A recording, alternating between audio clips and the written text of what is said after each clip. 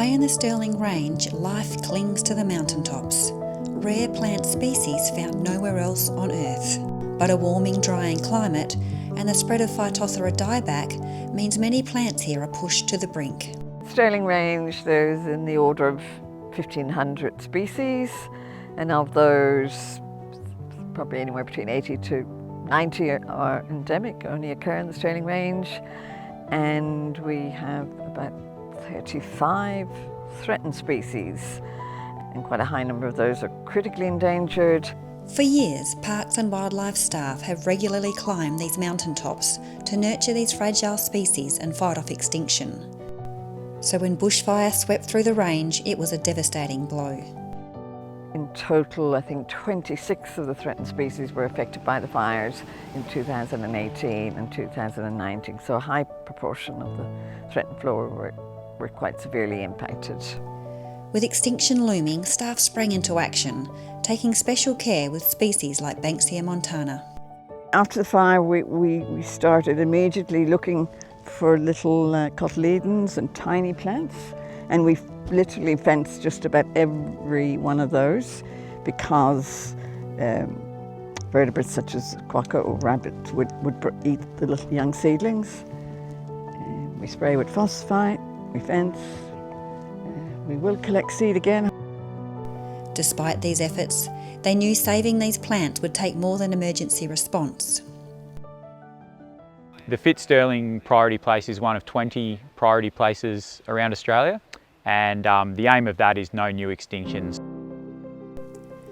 Today, species on the brink in the Sterling Range are thriving in seed orchards in the Parongarup Range and Redmond State Forest.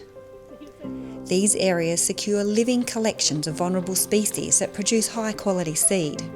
This buffers species against extinction and will increase the amount of seed available for future restoration and recovery.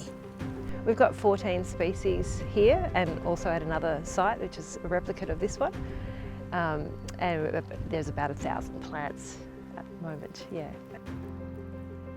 This is a bit of insurance population, so if we have anything major happen in the natural populations and we lose all of our wild populations, we do have an area where we have them growing. Going really well. So they've all taken to the sites, all the conditions they need are here, so all the plants are established and most of them are actually flowering and producing fruit already. Seeing these rare plants flourish in new homes is a powerful reward for the people who've spent years fighting to keep them alive.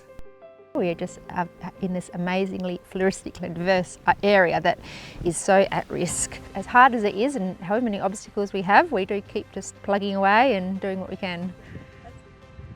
Supporting this threatened flora work is awesome. I mean, these species are hanging on literally by a thread, and it's amazing to see the work that's getting done here.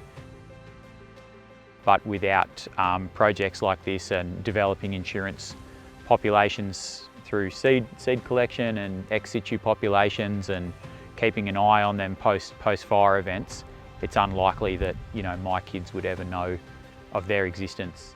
Really passionate people, and this seed orchard's just incredible to see the insurance population because they've got it pretty tough in the wild.